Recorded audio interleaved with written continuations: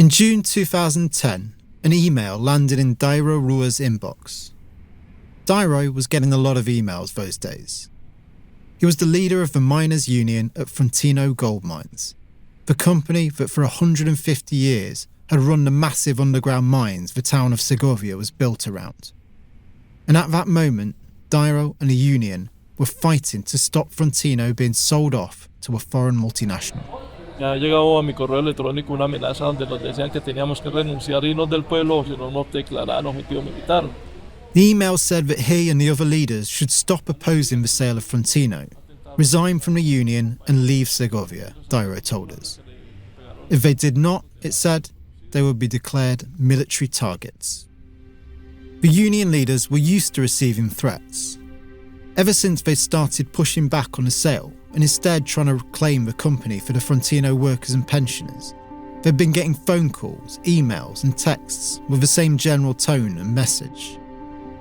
And those were just the latest chapter in a decades-long fight over Frontino, its mines and Segovia's gold. These were not idle threats. Over the years in Segovia, some 47 members of the miners' union have been killed, according to the union's own records. But, as strange as it may seem, the threats and the murders can sometimes desensitise people who are closest to them, inure them to the risks. And although this one was more direct, more explicit, it was nothing new. So they carried on. They continued to call on political leaders, other unions and social movements at home and abroad to support their campaign. They got the support of big league politicians who organised a debate in Congress, and they filed a last-minute legal injunction to try to stop the sale going through. Atentaron contra uno de nuestros compañeros, John Jairo Zapata Marulanda, que le pegaron 5 impactos de balas desconocidos. But then, gunmen shot one of the leaders 5 times as he was giving a workshop. He survived, but has never fully recovered. To this day, no one knows for sure who gave the order. Powerful politicians, local business elites, wealthy private investors and shadowy figures linked to the paramilitaries all had stakes in the sale of Frontino. No te sabría decir con certeza. Lo único cierto es que las amenazas eran claras, que teníamos que renunciar y no seguir oponiendo a la liquidación y venta de la Frontino Gold Mines. For his part, Dairo didn't want to put a name on who was behind the attempted hit or the threats. The only thing that is certain, he said, is that the message was clear. They had to stop opposing the sale of Frontino gold mines. From Insight Crime, this is The Shadow of El Dorado, a series about the intricate web of corruption, violence and complicity behind the gold trade in Segovia, and the story of how this once thriving Colombian mining town became a mafia stronghold. I'm James Bargent. And I'm Matt Charles. In this episode, we'll be looking at when global capitalism came to town. This is episode 4. Meet the new boss.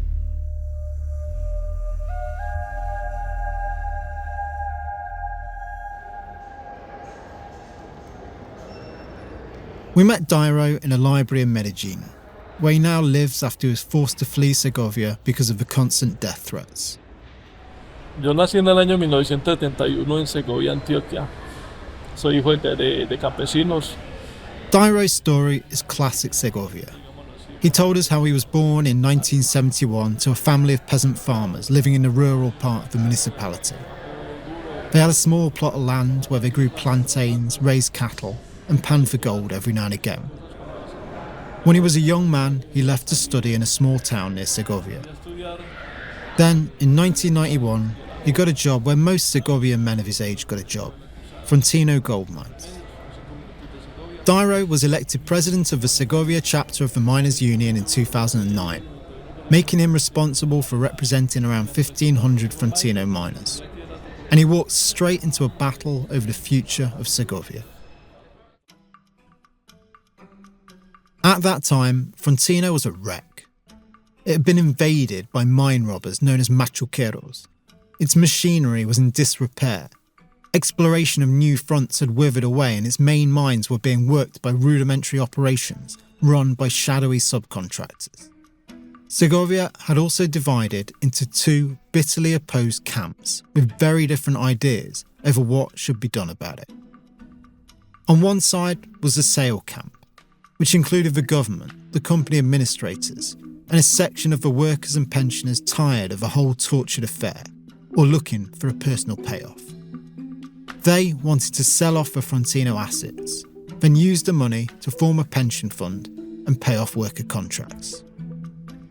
Dorado and the union, along with most of the Frontino workers and pensioners, were firmly on the other side. The Frontino is ours side. Fijamos nuestra postura pública de que nosotros no estamos de acuerdo con que liquidaran la empresa y la vendieran porque la empresa Frontino Gold Mine o los bienes de la empresa Frontino Gold Mine pertenecían a los trabajadores y los jubilados porque se nos fue dejada. As Dorado explained, and as we've explored previously, their argument was that Frontino had already been liquidated in the late 70s, and that as part of the terms of that liquidation, its assets were supposed to have been transferred to the company's creditors, the workers and the pensioners. This argument was based on a document from 1979, the Act of New York. It was an argument that had been accepted by numerous Colombian courts, but the upshot was, despite being told by 4 different judges that they'd won and that the company belonged to them, in the end, a constitutional court declared the rulings void. The workers and pensioners lost, and Frontino was liquidated and put up for auction. Proposals came in from interested parties in Colombia, Chile, Peru, Mexico, Canada, and the US. But by the time the deadline for pre-qualification for the auction came around, not a single company was left. They were left facing an auction with no bidders. And that was when the government of President Álvaro Uribe got involved, reaching out to some old friends. Could you tell me a little bit about Frank Giustra before and after meeting President Clinton? The biggest change in my life since meeting him was that I decided to dedicate more of my time to philanthropy and less to business. And I still love business, trust me. I love the business world. I love Making money. No, but also I love growing things, watching things blow. The sale of Frontino would involve insider trading of economic and political power, and a convergence of Colombian and global elites, the genesis of which can be traced to a chance meeting between the billionaire Canadian businessman Frank Giustra and Colombian President Álvaro Uribe, a meeting that was set up by former US President Bill Clinton. Having spent a lot of time with him, he just inspired me. He's just an amazing human being. That's cool. Giustra, a white-haired, fair-skinned mining and entertainment mogul, owns numerous companies, including Lionsgate Entertainment and a slew of natural resources businesses. He is also a prominent philanthropist. And in 2005, he lent Clinton one of his private jets on the condition Clinton let him fly with him. Soon afterwards, Giustra donated $31 million to the Clinton Foundation.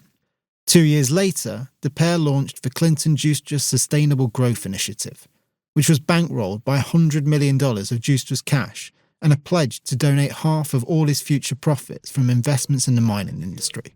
Well, we're beginning in Colombia because, first of all, there is a need there. As you know, the country has suffered for many years because of the conflicts generated by the narco-traffickers and the guerrillas and the paramilitaries. And because the government wants us to come, we're following the same rule here we follow with the AIDS Project and with our development initiative. It was during these first whirlwind bromance months that Clinton introduced Giustra to then-President Uribe. Uribe was a friend and ally of Clinton, whose government had begun the flow of billions of dollars in military aid that would go on to bankroll Uribe's war against leftist guerrillas. We won't go anywhere we're not welcome. We want to be invited.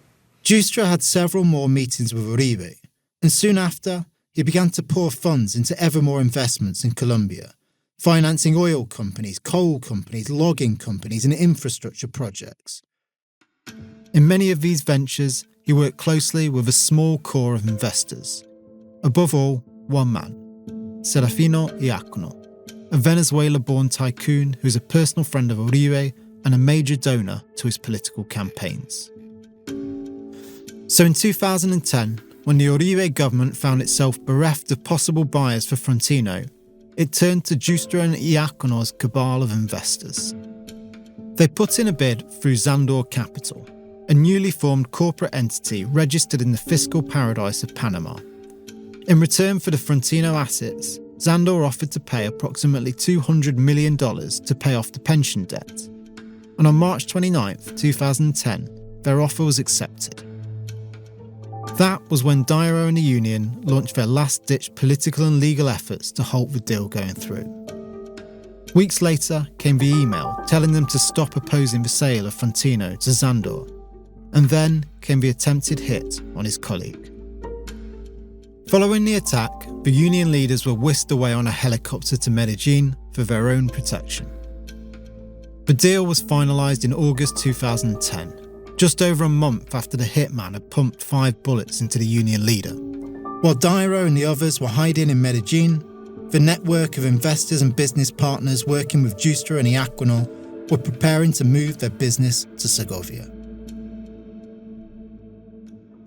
With the sale of Frontino, Segovians were promised the capitalist dream that the developed world dangles in front of the developing. Foreign investment that converts into local prosperity and stability. What they got was the empty shell that often lies behind that dream. A maze of holding companies and indecipherable share trading on one end, and a tangle of outsourcing and subcontracting arrangements on the other. The old patriarchal model of a de facto company town had been swapped for its modern equivalent, aggressive and dynamic shareholder capitalism.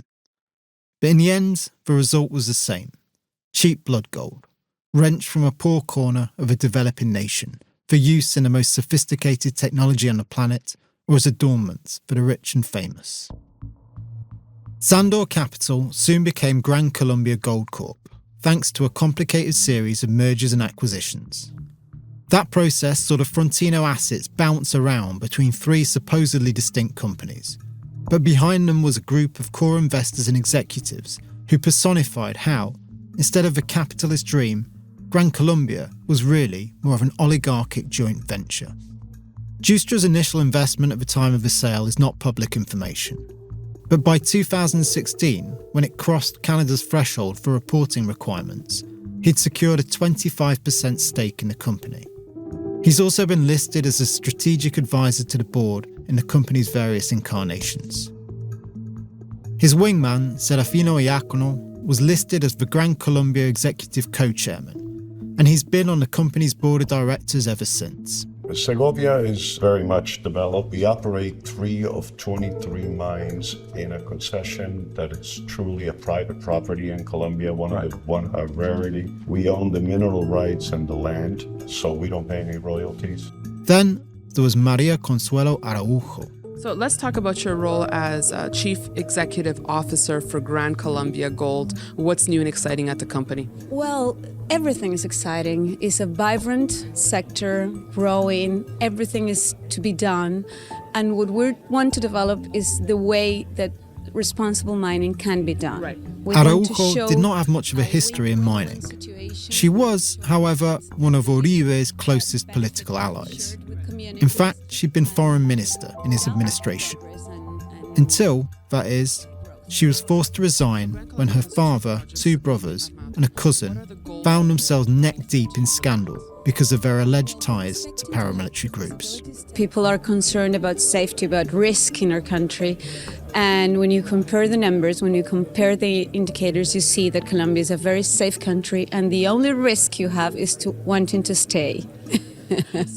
Araujo continued working at the company until 2015. By then, her political rehabilitation complete, she joined the cabinet of the mayor of Colombia's capital city, Bogotá. Other Uribe allies joined the board as well. For instance, his campaign manager during his presidential run was a director on the company board for 2 years. And then there was Hernán Martínez Torres. La verdad que las políticas establecidas por el gobierno del presidente Uribe han sido lo suficientemente fuertes y de muy alta receptividad por la sociedad colombiana. You can hear him here selling Canadian investors on the business-friendly nature of the Uribe government. Que están corriendo para las próximas elecciones. están manteniendo el mismo discurso político. Martinez had been the Uribe administration's Minister for Mining and Energy and had played an active role in the whole Frontino process. He left his post on August 7th, 2010, 2 weeks before the deal was finalised. Then, on June 10th, 2011, he was named to the Gran Colombia Board of Directors.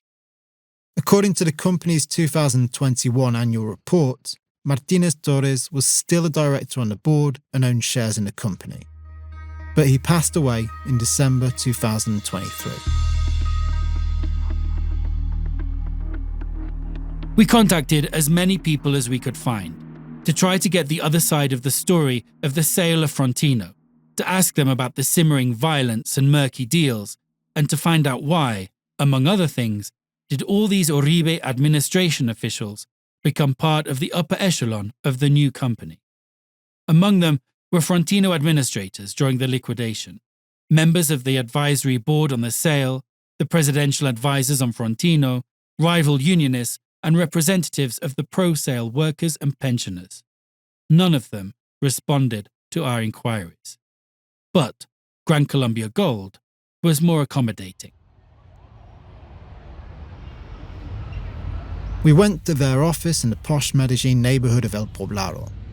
The offices were bright and modern, and a press officer flitted around us as we met José Noguer, who's been Vice President for Corporate Affairs since 2012. Mi nombre es José Ignacio Noguera, soy el vicepresidente de Asuntos Corporativos de Gran Colombia Gold. José was amiable and personable. He told us how when Gran Colombia arrived in Segovia, they found a mess. Nos encontraron muchas cosas, entre ellas trabajo infantil, prostitución infantil, lavado de dinero, operación de bandas criminales en el área, minería ilegal. Segovia was plagued by all manner of social ills, he said. Child labour, prostitution, militias, money laundering and illegal mining.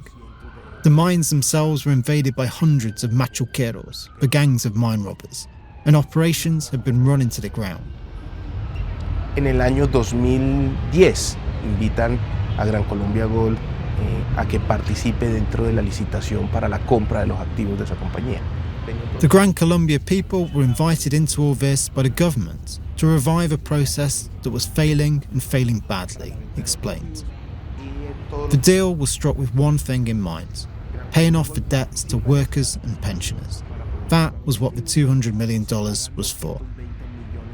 Es importante tener en cuenta que el proceso de liquidación de Frontino fue un proceso que manejó el gobierno de Colombia, la Superintendencia de Sociedades, no Gran Colombia. Gran Colombia Gold fue sencillamente el comprador. The Frontino struggle and everything it involved, not only the workers' claims to ownership of the company, but also the paramilitary violence. Really, that had nothing to do with them, he said. Those were issues for the government. But José's demeanour changed when we started asking tougher questions. When we asked about the threats against the union during the sale negotiations and the attempted murder of one of the union leaders, he gave me short shrift. No tengo conocimiento, pero la recomendación es lo mismo. Tienen que presentar las denuncias ante la autoridad. I don't know anything about that case, he said, but my advice to them is to report anything like that to the authorities. What about the granting of top jobs to current and former government ministers, like Araujo and Martinez, we asked? There's no denying the company's involvement in those decisions. Was that not a conflict of interest?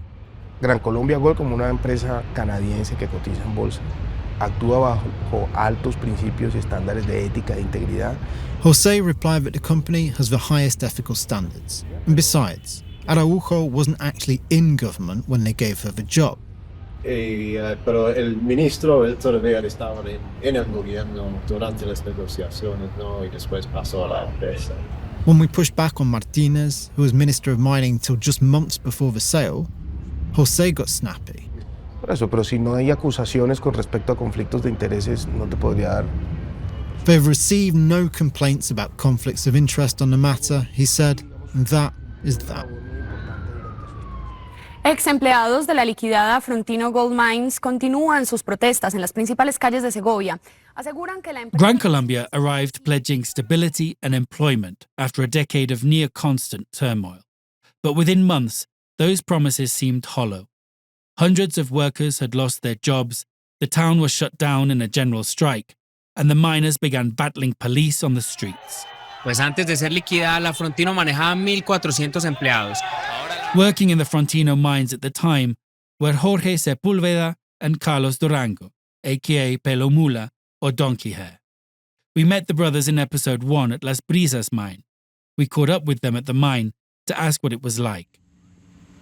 Luego pasé a trabajar con estrategias y minas dentro de la misma empresa. After the sale, Jorge started working with the Gran Colombia subcontractors, then landed himself a position as a direct employee. But he lasted just 2 months, he said, before he was fired with no warning. Lo último que me dijeron a mí fue que renunciara al sindicato voluntariamente. The management called him in, he said, and they told him if he wanted to keep his job, he had to resign from the union. And Jorge did, he resigned. But within a month, he'd lost his job anyway. Many others told us similar stories. Pues una de las razones fue esa, porque siempre nos decían que para ellos tener la hoja de vida limpia era no ser sindicalistas. The company management always said that having a clean record meant not being a unionist, Jorge told us. Jorge's brother, Pelo Mula, also didn't last long. Ya ahora llega Gran Colombia con estrategia divina y nos va a coger. ¿Y qué pasó? Ya los pagos fueron quincenales. When the company slashed his and other workers' pay and benefits, they downed tools and went on strike, he said. The company responded by firing them.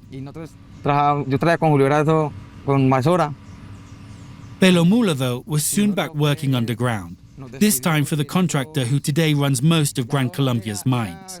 His name, Julio Erazo, the same demobilized paramilitary we heard from last episode, who'd once worked side by side with Macaco.